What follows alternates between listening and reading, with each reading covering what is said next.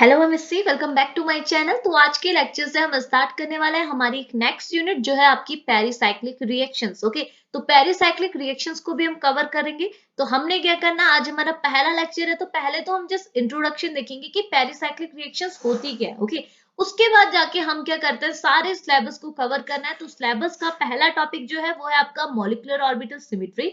तो आज के लेक्चर पे हम हमारा पहले टॉपिक को भी फिनिश करेंगे जो है आपका मॉलिक्यूलर ऑर्बिटल सिमेट्री। ओके, तो हम सारे टॉपिक्स को कवर करने वाले हैं, जो जो आपके सिलेबस पर लिखे एग्जांपल सहित सारी चीजों को हम क्लियर करेंगे।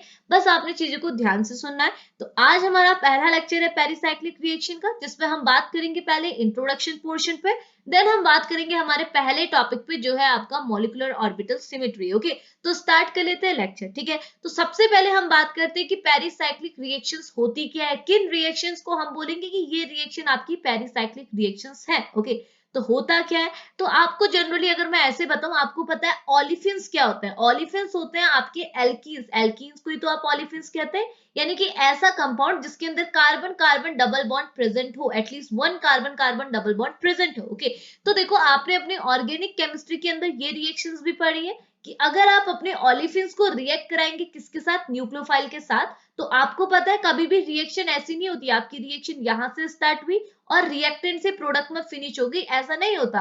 आपकी रिएक्शन कभी भी स्टार्ट होती है तो पहले आपका रिएक्टेंट मॉलिक्यूल होता है, वो रिएक्टेंट मॉलिक्यूल इंटरमीडिएट स्टेट बनाता है और जो कि काफी रिएक्टिव और अनस्टेबल होती है, जिसके बाद ये इंटरमीडिएट स्टेट फर्दर रिएक्ट करके फाइनली प्रोडक्ट को फॉर्म करती है। यानी कि कभी भी आपका रिएक्टेंट मॉलिक्यूल डायरेक्टली प्रोडक्ट में कन्वर्ट नहीं होता, पहले आपका रिएक्टेंट मॉलिक्यूल इंटरमीडिएट स्टेट बनाएगा जो कि काफी अनस्टेबल और काफी रिएक्टिव होती है, जिसकी वजह से यहाँ पर कोई रिएक्शन स्टॉप नहीं हो सकती, क्योंकि एक अनस्टेबल स्टेट और अनस्टेबल स्टेट तो कभी स्टेबल, अनस्टेबल है तो स्टेबल कैसे होगा। तो हमने क्या है, अनस्टेबल चीज तो कभी एग्जिस्ट करती नहीं है, सारी चीजें स्टेबल ही है। तो यहाँ पर को जो आपका ये इंटरमीडिएट बना, यहाँ पर कोई रिएक्शन फिनिश नहीं होती है, रिएक्शन फर्दर प्रोसीड करके फाइनली प्रोडक्ट को बनाती है। प्रोडक्ट आपका एक स्टेबल स्पीसीज है, तभी यहाँ पर कोई रिएक्शन फिनिश होती है। ओके, तो यहाँ पर देखो आपने वही चीज मैं आपको बता रही हूँ कि अगर आपके पास कोई ऑलिफिन है, कोई भी ऑलिफिन वाला कंपाउंड है, अगर आप इसमें न्यूक्लियोफाइल के थ्रू रिएक्शन कराएंगे, तो आपने देखा है प्रीवियस लेक्चर्स पे जब हम लोग ने एडिशन रिएक्शंस पढ़ी थी, आपके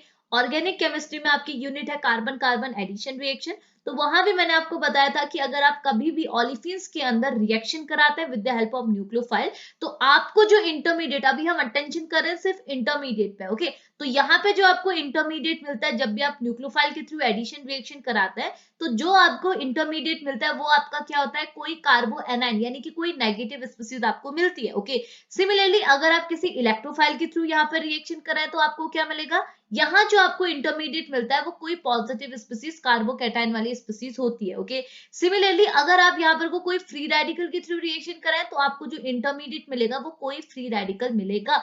तो ये जो रिएक्शन होती है ये कभी भी पेरिसाइक्लिक रिएक्शन के अंदर इन्वॉल्व नहीं होती। अब आप बोलेंगे मैं ये क्यों बता रही हूँ, मैं ये इसलिए बता रही हूँ क्योंकि जो पेरिसाइक्लिक रिएक्शंस होती हैं उसमें जो आपका रिएक्टेंट मॉलिक्यूल है वो आपका ऑलिफिन तो होगा, यानी कि वो एल्कीन तो होगा, यानी कि वो एक ऐसा कंपाउंड होगा जिसमें एटलीस्ट एक कार्बन कार्बन डबल बॉन्ड हो। ओके, लेकिन अगर आप यहाँ पर को जब रिएक्शन कराएंगे, तो मैंने क्या बोला, रिएक्शन कराते समय कभी भी आपका रिएक्टेंट मॉलिक्यूल प्रोडक्ट में डायरेक्टली कन्वर्ट नहीं होता है।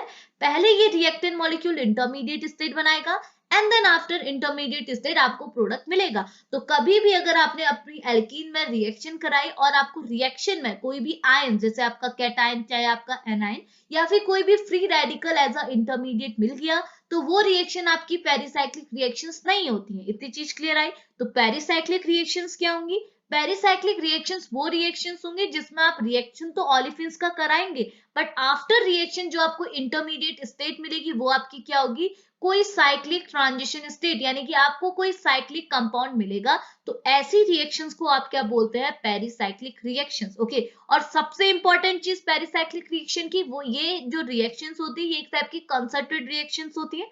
कंसर्टेड रिएक्शंस मतलब ऐसी रिएक्शन जिसमें आपका जो बॉन्ड ब्रेकिंग होता है और जो बॉन्ड मेकिंग होता है, यानी कि देखो यहाँ पर लिख देती हूँ concerted reactions. Okay, concentrate reactions क्या होती हैं, ऐसी रिएक्शन जिसमें आपका जो बॉन्ड ब्रेकिंग का स्टेप है और बॉन्ड मेकिंग का स्टेप है वो साइमल्टेनियसली अकर कर रहा हो, तो ऐसी रिएक्शंस को आप बोलते हैं पेरिसाइक्लिक रिएक्शन। और ये जो कंसंट्रेटेड रिएक्शन होती है वो एक टाइप की पेरिसाइक्लिक रिएक्शन, मतलब जो पेरिसाइक्लिक रिएक्शंस होती है वो एक टाइप की कंसंट्रेटेड रिएक्शंस होती है। तो आपने बस इतनी चीज माइंड पर रखनी है कि पेरिसाइक्लिक रिएक्शंस क्या होती है, कंसंट्रेटेड रिएक्शंस होती है, यानी कि ऐसी रिएक्शंस जिसमें आपका जो बॉन्ड मेकिंग का स्टेप होगा और जो बॉन्ड ब्रेकिंग का स्टेप होगा वो आपका साइमल्टेनियसली अकर कर रहा होगा। ओके, तो अभी जस्ट कंफ्यूज मत होइएगा, ये पॉइंट्स को अपने माइंड में रखिएगा, क्योंकि हम क्या करेंगे जब आगे को हम रिएक्शंस पढ़ेंगे, जितना भी चीज आपके सिलेबस पे सारी चीजों को हम कवर करेंगे एग्जाम्पल की हेल्प से, तो वहां आपको ये चीज फील होगी कि हाँ हमने ये इस रिएक्शंस को, पेरिसाइक्लिक रिएक्शंस को क्यों कंसंट्रेटेड रिएक्शंस बोला था। इतनी चीज क्लियर है।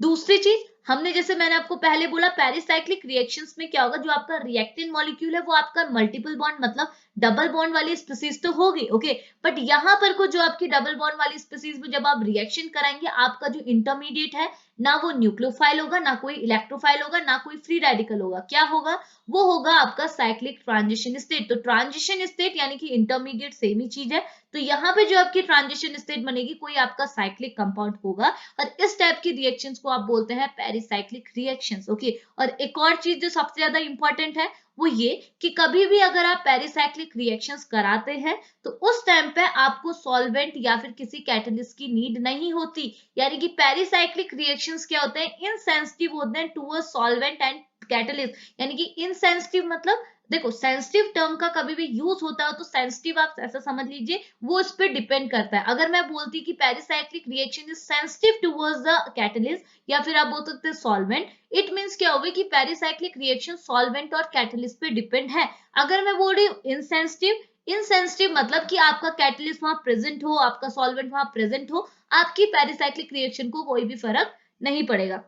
इतनी चीज क्लियर है। तो यहाँ पर को हम रिएक्शन कंडीशन में लेते क्या है, तो देखो पेरिसाइक्लिक रिएक्शन तो इनसेंसिटिव है towards the solvent and catalyst, चाहे आप कोई भी सॉल्वेंट लें ना लें, कैटलिस्ट लें ना लें, पेरिसाइक्लिक रिएक्शन को कोई फर्क नहीं पड़ेगा। लेकिन अगर आपने पेरिसाइक्लिक रिएक्शंस करवानी है तो वहां पर को आपने क्या लेना होगा, हीट या फिर लाइट की प्रेजेंस लेनी होगी। यानी कि अगर आपकी रिएक्शन में आपने हीट की प्रेजेंस ली है, हीट को आप कैसे रिप्रेजेंट करते हैं, डेल्टा से। ओके, तो अगर आपने पेरिसाइक्लिक रिएक्शन दिखाई और वहां पर डेल्टा यानी कि हीट का यूज किया, तो आप बोलेंगे वो पेरिसाइक्लिक रिएक्शन एक टाइप की थर्मल रिएक्शन है। यानी कि थर्मल रिएक्शंस क्या होती है, थर्मल रिएक्शंस वो होती है जहां आपको हीट की नीड हो, यानी कि जहां आपको हीट लेनी पड़े। ओके, और सिमिलरली अगर आप हीट ना लेके आप किसकी प्रेजेंस लें, लाइट, लाइट यानी कि फोटोन्स की प्रेजेंस लें, एच न्यू से जिसे आप रिप्रेजेंट करता है, तो ऐसी रिएक्शंस को आप बोलेंगे कि ये पेरिसाइक्लिक रिएक्शन एक टाइप की फोटोकेमिकल रिएक्शन है। यानी कि ऐसी रिएक्शन जो फोटोन्स के थ्रू प्रोसीड हुई, यानी कि जिसको इनिशिएट करने के लिए, जिन्हें प्रोसीड करने के लिए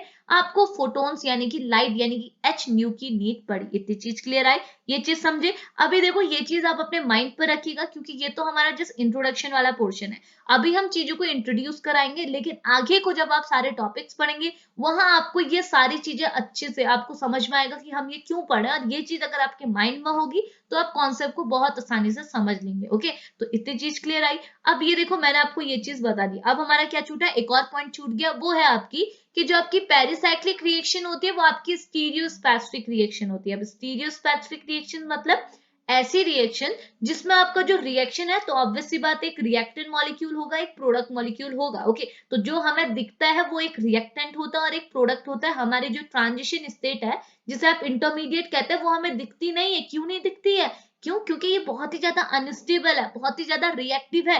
तो कोई भी स्पीसीज अगर रिएक्टिव है तो क्या वो एग्जिस्ट करेगी, अगर कोई भी चीज अनस्टेबल है तो क्या वो एग्जिस्ट करेगी, नहीं करेगी। अगर हम बोलते हैं कि चलो ये तो चीज तो एग्जिस्ट करती ही नहीं है, जैसे हम बोलते भूत तो एग्जिस्ट करते ही नहीं है, तो क्या हम देखते हैं उनको, नहीं देखते। वही चीज है कि ट्रांजिशन स्टेट क्या है, ऐसा बोला जाता है कि ये होती है, आपको रिएक्शन करा रहा है तो रिएक्टेंट मॉलिक्यूल पहले ट्रांजिशन स्टेट में कन्वर्ट होगा, ये ट्रांजिशन स्टेट फर्दर क्या है, प्रोडक्ट में कन्वर्ट होगा। तो वही चीज है कि ट्रांजिशन स्टेट होती है, ऐसा तो हमने कंसीडर किया, जैसे हम बोलते भूत होते हैं, लेकिन देखा किसने, नहीं देखा। तो वही चीज है कि ट्रांजिशन स्टेट भी होती है बट देखते कोई नहीं है, क्योंकि ये बहुत ही ज्यादा रिएक्टिव और अनस्टेबल है, ये एग्जिस्ट ही नहीं करती। ये एग्जिस्ट करती है अप्रोक्स 3 सेकंड से भी कम टाइम की। और आप बताइए 3 सेकंड में आप क्या ऑब्जर्व कर सकते हैं? कुछ भी ऑब्जर्व नहीं कर सकते।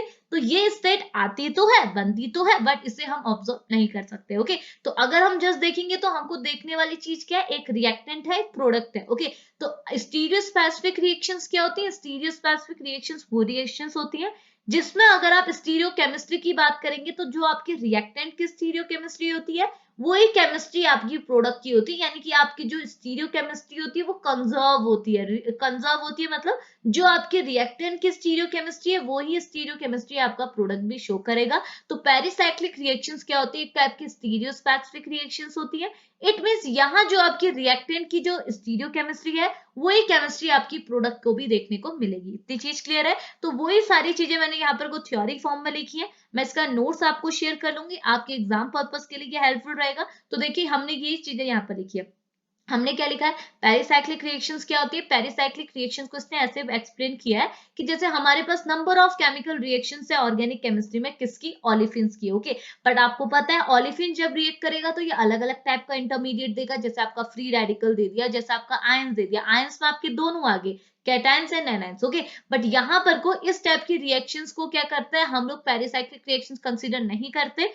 अगर हम इसे पेरिसाइक्लिक कंसीडर करना चाहते हैं तो यहाँ जो हमारे इंटरमीडिएट है, ना हमारा इंटरमीडिएट आयनिक होना चाहिए ना फ्री रेडिकल होना चाहिए। तो क्या होना चाहिए? हमारा इंटरमीडिएट होना चाहिए साइक्लिक ट्रांजिशन स्टेट। ओके, और अगली चीज कि अगर हम पेरिसाइक्लिक रिएक्शंस करा रहे हैं तो ये पेरिसाइक्लिक रिएक्शन इनसेंसिटिव होनी चाहिए towards the presence and absence of solvent और कैटलिस्ट। अगर आपकी रिएक्शन में कोई कैटलिस्ट, कोई सॉल्वेंट प्रेजेंट है या फिर एब्सेंट है, उसका इस पेरिसाइक्लिक रिएक्शन से कोई भी लेना देना नहीं होना चाहिए, यानी कि पेरिसाइक्लिक रिएक्शन इनसेंसिटिव है इन दोनों के रिस्पेक्ट में। ओके, और अगली चीज कि ये रिएक्शन क्या होती है, किससे इनिशिएट होती है? अगर आप थर्मल देना चाहें तो आप थर्मल भी दे सकते हैं, यानी कि हीट भी प्रोवाइड करा सकते हैं, लाइट भी प्रोवाइड करा सकते हैं, और इन दोनों की प्रेजेंस में ही आपकी पेरिसाइक्लिक रिएक्शन इनिशिएट होती है, प्रोसीड होती है। ओके, और ये रिएक्शंस क्या होती है? एक टाइप की स्टीरियो स्पेसिफिक रिएक्शंस है, यानी कि आपकी जो स्टीरियो केमिस्ट्री है वो स्पेसिफिक है, जो आपके रिएक्टेंट की स्टीरियो केमिस्ट्री है वही स्टीरियो केमिस्ट्री आपको अपने प्रोडक्ट की देखने को मिलेगी। इतनी चीज क्लियर है? अब आगे बढ़िए। अब देखो यहाँ पर मैंने शॉर्ट फॉर्म में आपको जस्ट सिंपल सिंपल लिखा है कि ऐसी रिएक्शन जो आपकी प्रोसीड हो with the cyclic transition state, ऐसी रिएक्शंस को आप बोलते हैं पेरिसाइक्लिक रिएक्शंस। ओके, दूसरी चीज कोई भी रिएक्शन जो कि किससे इन्फ्लुएंस ना हो, कोई सॉल्वेंट, कोई रिएजेंट, कोई स्ट्रक्चरल चेंज, कोई कैटलिस्ट, अगर इन सारे फैक्टर्स से आपकी रिएक्शंस अफेक्ट नहीं हो रही, देन आप बोलेंगे आपकी रिएक्शंस क्या है? पेरिसाइक्लिक रिएक्शंस है। ओके, और अगली आपकी पेरिसाइक्लिक रिएक्शंस ऐसी रिएक्शंस होती हैं जो कि हाईली स्टीरियो स्पेसिफिक होती हैं, यानी कि आपका जो रिएक्टेंट की स्टीरियो केमिस्ट्री है वो ही केमिस्ट्री आपका प्रोडक्ट भी शो कराएगा। और द लास्ट चीज वो ये कि आपकी जो पेरिसाइक्लिक रिएक्शंस होती है वो किसके थ्रू इनिशिएट होती हैं? आपकी हीट और लाइट की प्रेजेंस में। अगर आपने हीट और लाइट दिए है देन ही आपकी पेरिसाइक्लिक रिएक्शन इनिशिएट होगी, और इनको टर्मिनोलॉजी दी जाती है आपकी पेरिसाइक्लिक रिएक्शंस क्या है? थर्मली है, यानी कि हीट की प्रेजेंस में प्रोसीड हुई है, या फिर फोटोकेमिकली है, या फिर लाइट की प्रेजेंस में प्रोसीड हुई है। इतनी चीज क्लियर है? ये तो जस्ट इंट्रोडक्शन था आपकी पेरिसाइक्लिक रिएक्शंस का, इतने पॉइंट्स को आपने माइंड में रखिएगा। अगला जो टॉपिक है, जो हमारा पहला टॉपिक है, वो है आपका मॉलिक्यूलर ऑर्बिटल सिमेट्री। तो मॉलिक्यूलर ऑर्बिटल सिमेट्री को भी आपने माइंड में रखना है, क्योंकि ये आपको लगेगा तो बहुत ही छोटा सा, मतलब ऐसा कुछ इतना खास है नहीं ऐसा आप सोचेंगे, बट ये चीज बहुत खास है, क्योंकि जब भी आप आगे को मॉलिक्यूलर ऑर्बिटल डायग्राम बना के सारी चीजें क्लियर कराएंगे पेरिसाइक्लिक रिएक्शंस के अंदर, तो आपको ये स्टेप्स को फॉलो करने होंगे। वो है आपका मॉलिक्यूलर ऑर्बिटल सिमेट्री का कॉन्सेप्ट। ओके, तो अब पहली चीज ये देखो कि मॉलिक्यूलर ऑर्बिटल सिमेट्री का क्या कॉन्सेप्ट है पेरिसाइक्लिक रिएक्शंस के अंदर। ओके, तो पेरिसाइक्लिक रिएक्शंस में क्या होता है, आपको मैं अगर सिंपली बोलूं कि पेरिसाइक्लिक रिएक्शंस के अंदर जो आपके ऑर्गेनिक कंपाउंड है उसमें आप रिएक्शन डायरेक्टली शो नहीं कराते। आप क्या करते हैं, आपका जो कंपाउंड है वो एटम तो होगा नहीं, वो ऑब्वियस सी बात है मॉलिक्यूल्स होगा। तो हमने क्या करना है, उस मॉलिक्यूल के ऑर्बिट्स निकालने हैं। हमने क्या निकालना है? मॉलिक्यूल्स के ऑर्बिट निकालेंगे। तो ऑर्बिट निकालेंगे तो हम क्या बोल सकते हैं? मॉलिक्यूलर ऑर्बिट बोल सकते हैं। तो पेरिसाइक्लिक रिएक्शंस में हम लोगों को मॉलिक्यूलर ऑर्बिटल सिमेट्री का कॉन्सेप्ट इसीलिए पढ़ना है, ये हमें ये बताता है कि कौन सी पेरिसाइक्लिक रिएक्शन अलाउड है, कौन सी पेरिसाइक्लिक रिएक्शन फॉरबिडन है? तो होता क्या है, तो देखो आपके दो साइंटिस्ट थे जिनका नाम था वुडवर्ड एंड हॉफमैन। ओके, ये दो साइंटिस्ट थे, इन्होंने पेरिसाइक्लिक रिएक्शंस के अंदर पहले इंट्रोडक्शन वाले पोर्शन पे इन्होंने एक सिलेक्शन रूल दिया। वो सिलेक्शन रूल यही बोलता है कि आप अगर पेरिसाइक्लिक रिएक्शंस कराना चाहते हैं तो उस पेरिसाइक्लिक रिएक्शंस के अंदर आपका जो मॉलिक्यूलर ऑर्बिटल सिमेट्री है वो कंजर्व होनी चाहिए। अब आप इससे क्या समझे, तो देखो हमने क्या बोला, मैंने आपको बोला कि जैसे आप पेरिसाइक्लिक रिएक्शंस के अंदर और टॉपिक्स पढ़ेंगे वहां आपको क्या देखने को मिलेगा, आपके जो ऑर्बिट, आप जो अपना रिएक्टेंट मॉलिक्यूल लेते हैं ना, आपसे कोई भी रिएक्टेंट मॉलिक्यूल दे दिया जाए 1,3 ब्यूटाडाइन वगैरह, आपका जो सबसे कॉमन एग्जांपल आप जनरली यूज करते हैं, आपके सिलेबस पे भी दिया है, तो हम डायरेक्टली 1,3 ब्यूटाडाइन नहीं लिखते, हम ऐसा नहीं लिखते, हम क्या करते हैं उस मॉलिक्यूल्स के लिए क्या बनाते हैं, ऑर्बिट्स बनाते हैं, ऐसे ऑर्बिट्स बनाते हैं। ओके, तो ये बन गए ऑर्बिट, और ऑर्बिट के अंदर अगर हमें सिमेट्री देखनी है तो हम क्या बोलेंगे, मॉलिक्यूलर ऑर्बिटल सिमेट्री। तो पेरिसाइक्लिक रिएक्शंस वो बोलती है कि अगर आप पेरिसाइक्लिक रिएक्शंस कराना चाहते हैं और आप चाहते हैं कि आपकी पेरिसाइक्लिक रिएक्शंस क्या हो, अलाउड हो, तो उस केस में आप जो रिएक्शंस करा रहे हैं उसमें जो आपका मॉलिक्यूलर ऑर्बिट है, मॉलिक्यूलर ऑर्बिटल की जो सिमेट्री है, यहाँ पे हम सिमेट्री देखेंगे। ठीक है, सिमेट्री हमें दो टर्म में देखनी होती है, जैसे आप ग्रुप थ्योरी के अंदर सिमेट्री पढ़ते हैं वैसे ही दो सिमेट्री आपने यहाँ पर पढ़नी होती है। एक होती है मिरर प्लेन सिमेट्री, दूसरी होती है आपकी fold, C2 fold alternative axis of symmetry. तो ये दोनों जो सिमेट्री है वो आपकी कंजर्व होनी चाहिए। ठीक है, तो ये दोनों बात किसने बताई थी, ये दोनों को हम बोलते हैं, ये दोनों ये जो टर्म है इसे हम बोलते हैं सिलेक्शन रूल, जिसे हमने किसने दिया था, वुडवर्ड और हॉफमैन ने दिया था। ओके, तो ये प्रिंसिपल क्या बोलता है, मतलब यही चीज थी। ठीक है, मॉलिक्यूलर ऑर्बिटल सिमेट्री आपको क्या बोलती है, पेरिसाइक्लिक रिएक्शंस के अंदर जो आप मॉलिक्यूलर ऑर्बिटल्स लेते हैं उनकी जो सिमेट्री लेते हैं, अगर आप पेरिसाइक्लिक रिएक्शंस कराते हैं तो वुडवर्ड और हॉफमैन ने एक सिलेक्शन दिया कि वो ही पेरिसाइक्लिक रिएक्शंस आपकी अलाउड होगी जिसमें आपका जो मॉलिक्यूलर ऑर्बिटल सिमेट्री है वो कंजर्व होगी। इतनी चीज क्लियर आई। अब देखो ये क्या बोल रहा है, दिस प्रिंसिपल स्टेट दैट, इनका प्रिंसिपल जो हॉफमैन और वुडवर्ड थे, इनका जो प्रिंसिपल है वो आपको क्या बताता है, ये बोल रहा है इन अ कंसंट्रेटेड रिएक्शन, यानी कि ऐसी रिएक्शन जो आपकी पेरिसाइक्लिक रिएक्शन है जहां आपका बॉन्ड मेकिंग और बॉन्ड ब्रेकिंग साइमल्टेनियसली अकर हो रहा हो, reaction orbital symmetry is a conserve. यहां अगर आप देखते हैं इस टाइप की रिएक्शंस में जो आपकी ऑर्बिटल सिमेट्री है, या फिर आप बोल सकते हैं मॉलिक्यूलर ऑर्बिटल सिमेट्री, आपका जो मॉलिक्यूल है, आपका जो रिएक्टेंट मॉलिक्यूल है, इसकी जो ऑर्बिटल सिमेट्री है वो आपकी कंजर्व होनी चाहिए। इतनी चीज क्लियर आई।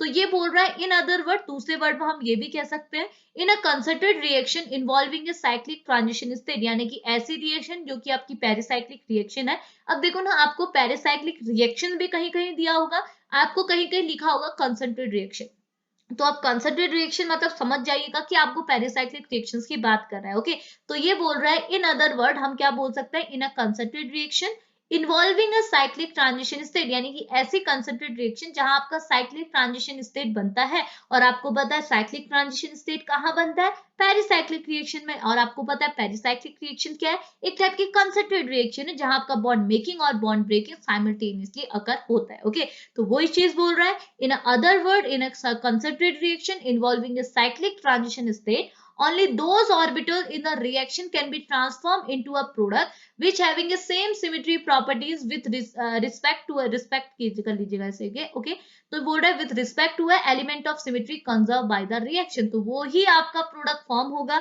वही पेरिसाइक्लिक रिएक्शन अलाउड होगी जहां पर को आपके रिएक्शन के टाइम पे क्या होगी, सिमेट्री, मॉलिक्यूलर ऑर्बिटल सिमेट्री क्या होगी, कंजर्व होगी। अभी समझ में नहीं आ रहा होगा, हम एग्जाम्पल के थ्रू जब आगे को पढ़ेंगे वहां आपको समझ में आएगा, बस आपने अपने टॉपिक्स को, इन स्टेटमेंट्स को माइंड में रखना है। ओके, दूसरी चीज ये बोल रहा है और सच रिएक्शन जहां पर आपका मॉलिक्यूलर ऑर्बिटल सिमेट्री कंजर्व होगी, इस टाइप की रिएक्शंस को आप क्या बोलते हैं, सिमेट्रिकली अलाउड रिएक्शंस। ओके, और इन रिएक्शंस में जो आपकी ट्रांजिशन स्टेट बनती है, इसकी जो एनर्जी होती है वो लोअर होती है, और इसके करस्पॉन्डिंग जो फॉरबिडन प्रोसेस होती है, फॉरबिडन प्रोसेस क्या होगी, ऐसी पेरिसाइक्लिक रिएक्शन जहां आपकी सिमेट्री कंजर्व नहीं होती, और यहां पर को जो आपका ट्रांजिशन स्टेट बनेगा इसकी एनर्जी क्या होगी, नेसेसरी हाई होगी। इतनी चीज क्लियर है, तो वही चीज यहाँ पर को बताई गई। ओके, अब देखो यहाँ आपको लिखा होगा पेरिसाइक्लिक रिएक्शन को आप तीन कैटेगरी में क्लासिफाई करते हैं, और ये तीनों टाइप की रिएक्शंस को आपने आगे पढ़ना है, आपके सिलेबस पे भी दी हुई है। एक है इलेक्ट्रोसाइक्लिक रिएक्शन, दूसरी है साइक्लोएडिशन रिएक्शन, और थर्ड है आपकी सिग्माट्रोपिक रीअरेंजमेंट। ओके, तो ये तीनों टाइप की रिएक्शंस को आप आगे को पढ़ेंगे। इतनी चीज क्लियर है। अब देखो, जो हम सिमेट्री की बात कर रहे थे ना, हमने बोला सिमेट्री कंजर्व होनी चाहिए, बट कौन सी सिमेट्री, मॉलिक्यूल आपका, हमने क्या बोला, मॉलिक्यूलर ऑर्बिट जो आपका रिएक्टेंट मॉलिक्यूल है, जैसे आपका 1,3 ब्यूटाडाइन ही है, अगर आप इसमें क्या है 1,3 ब्यूटाडाइन क्या होता है, मैथ एथ प्रो बट, ओके। और 1,3 ब्यूटर डाइईन मतलब कि फर्स्ट और थर्ड पोजीशन में डबल बॉन्ड लगा हुआ है, कुछ इस तरह से। ये फर्स्ट पोजीशन, ये सेकंड पोजीशन, ये थर्ड पोजीशन, तो यहाँ कुछ ऐसे डबल बॉन्ड लगा हुआ है, तो ये बन गया 1,3 ब्यूटाडाइन। तो हम लोग पेरिसाइक्लिक रिएक्शन में 1,3 ब्यूटाडाइन को ऐसे नहीं लेते, हम क्या करते हैं, इनके ऑर्बिट बनाते हैं। तो आपको पता है कार्बन में पी ऑर्बिट है, तो हम इसके पी ऑर्बिट को कुछ इस टाइप से रिप्रेजेंट करते हैं। इनके बीच में नोड वगैरह लगाते हैं, वो हम नेक्स्ट लेक्चर पे पढ़ेंगे। अभी जिस आप इतनी चीज माइंड पर रखिए, ये बन गया आपका ऑर्बिटल, ओके। अब हमने क्या बोला, अगर आपको रिएक्शंस करवानी है तो आपका जो मॉलिक्यूलर ऑर्बिटल है इसकी सिमेट्री कंजर्व होनी चाहिए। अब आपने मॉलिक्यूलर ऑर्बिट तो बना दिया, और आपको कैसे पता चलेगा कि भाई इसकी सिमेट्री कंजर्व है या नहीं है? तो आपको पता करने के लिए क्या होता है, जो आपके लोब्स होता है, ये आपका एक पॉजिटिव एक नेगेटिव चार्ज होता है। आप इसे दिखाते हैं, कभी पॉजिटिव नेगेटिव करके दिखाते हैं, कभी आप इसे फील्ड और हाफ फील्ड करके दिखाते हैं, ओके। तो इनके बेसिस पे आप यहाँ पर कुछ सिमेट्री चेक करते हैं। तो दो टाइप की आप सिमेट्री जनरली देखते हैं। एक होता है मिरर प्लेन सिमेट्री, जिसे आप एम से रिप्रेजेंट करते हैं। दूसरी होती है आपकी C2 सिमेट्री, जिसे आप fold alternative axis of symmetry बोलते हैं, ओके। तो आपने चेक करना है कि आपके मॉलिक्यूल में मिरर प्लेन सिमेट्री है या फिर आपके मॉलिक्यूल में C2 सिमेट्री है, ओके। तो कैसे पता चलेगा, तो देखो बहुत सिंपल है। मिरर प्लेन सिमेट्री आपको क्या कहती है, देखो मैंने थ्योरी यहाँ आपको लिखी है, जैसे मैं आपको बार बार बोल रही हूँ, आप जस्ट पढ़ लीजिएगा, समझा मैं आपको दे रही हूँ। तो मिरर प्लेन आपको सिमेट्री क्या बोलती है, बहुत इजी है। मिरर प्लेन मतलब आपको, अगर आप अपने मॉलिक्यूल्स के बीच में जो ऑर्बिटल्स हैं, इनके बीच में अगर आप मिरर को रखें, एक प्लेन को पास कराएं, तो आपको ये जो ऑर्बिटल्स हैं वो इक्वल हाफ में कट होते हुए दिखे, ओके। तो जैसे मैंने यहाँ पर दिए, देखो ये आपके जो आपके ऑर्बिटल्स हैं, ये आपके कुछ ऐसे हैं कि यहाँ पर पॉजिटिव पॉजिटिव एक साथ है, नेगेटिव नेगेटिव एक दूसरे के अपोजिट, ओके। यहाँ पर नेगेटिव नेगेटिव एक साथ है, पॉजिटिव पॉजिटिव एक दूसरे के अपोजिट। आपको पता है एक लोब्स में क्या है, एक पॉजिटिव चार्ज होगा, एक नेगेटिव चार्ज है। तो ये पूरा एक लोब है, ये पूरा एक लोब है, इसको हमने पॉजिटिव पॉजिटिव बोला, इसको हमने नेगेटिव नेगेटिव बोला, ओके। अब ये लोब्स कहाँ से आए, हमने इसे क्यों ऐसे लगाया है, ये सारी चीजें आप आगे पढ़ेंगे। अभी जस्ट इतना माइंड पे रखिए कि सिमेट्री कौन सी होती है, कैसे हम सिमेट्री चेक करते हैं, ओके। तो ये सारी चीजें जब मैं आपको एग्जांपल दिखाऊंगी, वहां हम डिस्कस करेंगे, ओके। तो यहाँ पे आपने देखा कि यहाँ पर कोई हमने क्या किया, पॉजिटिव पॉजिटिव लोब्स को साथ रखा है, नेगेटिव नेगेटिव को एक दूसरे के पीछे रखा है, ओके। अगर आप बताइए, मैं अगर इनके सेंटर में एक प्लेन को पास करा दूं, या फिर प्लेन बोलूं, या फिर मैं बोलूं मिरर, अगर मैं मिरर को पास करा दूं, तो देखिए सपोज मैंने मिरर रखा है, तो आपको बिल्कुल मिरर इमेज लग रही है, ये इमेज इसी की इक्वल लग रही है, समझ में आ रहा? इसका मतलब क्या है, इस कॉम्प्लेक्स में, इस ऑर्बिटल्स में, ये जिस कॉम्प्लेक्स का ऑर्बिट है, उस कॉम्प्लेक्स में क्या है, मिरर प्लेन सिमेट्री क्या प्रेजेंट है। तो आप मिरर प्लेन सिमेट्री को किससे रिप्रेजेंट करते हैं, एम से। तो आप इसे क्या लिखेंगे, लिखने का तरीका भी होता है, आप इसे लिखेंगे m is equal to S. m is equal to S मतलब मिरर प्लेन सिमेट्री क्या है, अगर आप मिरर प्लेन सिमेट्री को चेक करें, तो यहाँ आपको आपका जो ऑर्बिटल है वो क्या मिला, सिमेट्रिक मिला। तो आपने लिखा m is equal to S, okay. अब देखो, अगर मैं यहाँ पर इसे उल्टा कर दूं, यानी कि मैंने क्या किया, पॉजिटिव यहाँ पर रखा है, नेगेटिव यहाँ रखा है, ये तो ठीक है, लेकिन मैंने पॉजिटिव के साथ नेगेटिव लो लगा दिया, और यहाँ पर को क्या लगा दिया, पॉजिटिव लो। अब मैंने क्या किया, पीछे से एक प्लेन को पास किया, ये प्लेन पास हो गया। अब आप देखो आपको क्या मिल रहा है, क्या ये इमेज आपको मिरर इमेज लग रही है, बिल्कुल नहीं। पॉजिटिव के यहाँ पर पॉजिटिव होना चाहिए, यहाँ पर नेगेटिव है तो यहाँ भी नेगेटिव होना चाहिए। तो इट मींस क्या है, यहाँ पर को m यानी कि मिरर प्लेन सिमेट्री क्या है, absent है। तो आप लिखेंगे m is equal to a, यानी कि mirror plane symmetry is absent। इतनी चीज क्लियर है। सिमिलरली बाकी के एग्जांपल भी ऐसे रिप्रेजेंट किए, जैसे हमने यहाँ प्लस प्लस किया था, वैसे ही माइनस माइनस किया। तो यहाँ से आपने प्लेन डाला, तो देखो आपको सेम मिल रहा है, नेगेटिव नेगेटिव पास पास, पॉजिटिव पॉजिटिव दूर दूर, तो ये एक दूसरे की मिरर इमेज लग रही है। तो यहाँ पे क्या है, m is equal to S, और यहाँ पर m is equal to a, क्यों? क्योंकि यहाँ पर भी आपको मिरर इमेज नहीं मिल रही है, यहाँ नेगेटिव है तो यहाँ पॉजिटिव, यहाँ पॉजिटिव है तो यहाँ नेगेटिव, तो ये बिल्कुल मिरर के रखे हुए जैसे नहीं लग रहे। आप जस्ट इतना सोच सकते हैं कि आपने सेंटर पे मिरर रखा है, तो आपको क्या दिखेगा, ये वाला पोर्शन तो आगे दिखेगा नहीं, कौन सा दिखेगा, यही तो दिखेगा, यही तो इससे अटैच होगा। तो ऐसे हम चेक करते हैं कि आपके मॉलिक्यूल में मिरर प्लेन सिमेट्री यानी कि m प्रेजेंट है या फिर absent है। तो आगे हम जितने भी एग्जांपल लेते हैं, वहां हम दोनों को चेक करते हैं कि आपके लोब्स में m प्रेजेंट है या absent है, और आपका जो C2 है वो प्रेजेंट है या फिर absent है। तो मिरर तो आपने चेक कर लिया, कैसे चेक करना है, सेंटर में एक प्लेन डालना है, प्लेन डाल के आप जस्ट देख लीजिएगा कि अगर आपकी सेम सेम चीजें, सेम सेम लोब, जो आपके सेम सेम सिंबल है वो पास आ रहे हैं, तो वहां पर प्रेजेंट है, अगर दूर आ रहा है तो absent है। इतनी चीज क्लियर है।